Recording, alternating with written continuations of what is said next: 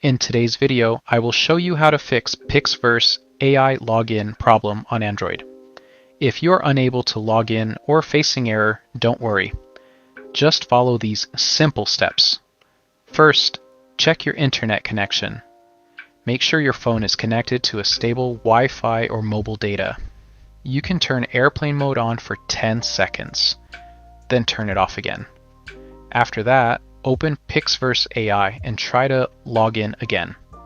Now open the Google Play Store and search for PixVerse AI.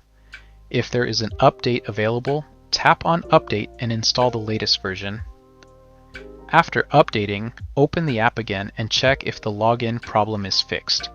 If the issue is still not fixed, don't worry. Sometimes this problem happens due to server issues.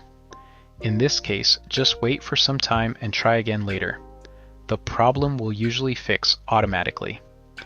After following these steps, your PixVerse AI login problem should be solved.